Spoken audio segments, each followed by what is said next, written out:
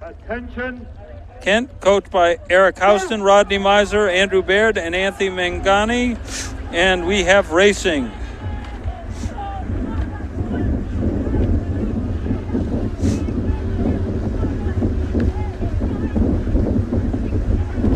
St. Paul's, coached by Colin Campbell and Harrison Sabretto. Brookline, coached by Katie Ruderman. Lane 2, Kent, taking a very significant early lead over the rest of the field.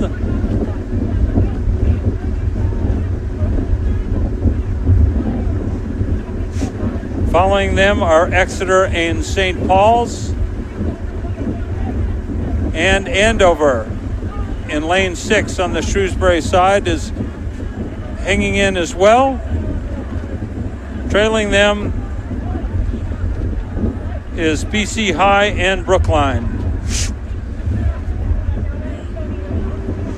Wow, Kent looking very strong in this race.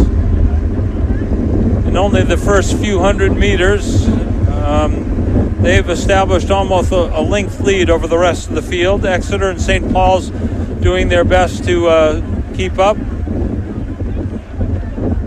But as we get to the 500-meter mark, it is definitely going to be Kent crossing the 500-meter buoys in first, followed by Exeter and St. Paul's. Then Andover, then BC High, then Brookline.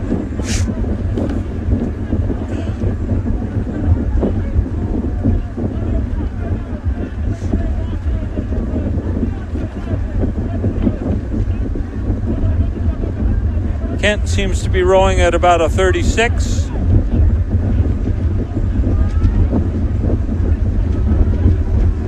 Exeter is understroking them a little bit. So we'll see, maybe they'll have something left here in the final 500 meters. But right now, it is definitely Kent in first, Exeter in second, St. Paul's in third. And we turn it over to the finish line.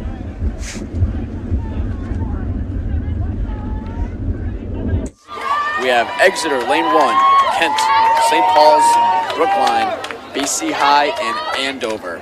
Looks to be tight from the tower here. I'd give the early lead to Kent, who's been a powerhouse this whole season.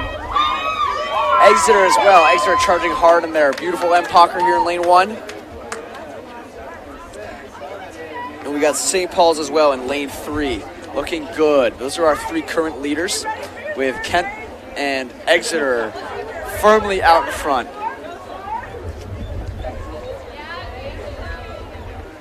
Kent crew's handling the conditions very well. All these crews are handling the conditions very well. Winds started to pick back up a little bit hard to get that grip at the front end with all this water coming towards you. But so these Exeter and this Kent crew did a really good job of getting that lock on, not tearing through the water at the front end. A lot of good boat feel in those guys. Exeter is looking really good. Nice direct hands, low hands through the recovery. Looking very good. A lot of big guys in that boat as well. And we have Brookline, BC High, and Andover a bit off the pace. Andover a little bit closer. But our 3 current leaders absolutely is Kent in first, with Exeter and St. Paul's battling it out for that silver and bronze medal position. Very tight racing between those 2 crews. Now, in this last 500 meters, it's really important to keep your head on a swivel, especially in this grand final. A lot of people can come out of nowhere and throw the kitchen sink at you. So it'll be very tight, very interesting to see what happens between this Exeter and St. Paul's crew. A lot of history between those 2 programs. And Kent really striding out, trying to push for that open water finish here in the boys' second varsity 8 grand final. Really good. Threw a little bit of water through that back turn, but it doesn't seem to be affecting them at all. Exeter's looking very good. But hard to tell between St. Paul's and Exeter. Exeter's sitting up nice and high, bringing their arms into them at the finish. St. Paul's this boat is a little more of an upright style. Nice direct catches in that St. Paul's crew. It's going to come down to the finish here. Kent squeezing out open water as we come into our last 20 strokes. About one seat of open. Exeter and St. Paul's, nothing between them. You couldn't fit a piece of paper between them. Exeter's charging. Exeter's sitting up. St. Paul's is responding. Exeter looks to have a one-seat advantage coming into our last 5 strokes. Kent crosses the line with a gold medal, followed closely by Exeter in second, St. Paul's in third, with Andover crossing the line in fourth. Now, followed closely by BC High and Brookline. BC High just edging Brookline by maybe a bow ball. Another great final here.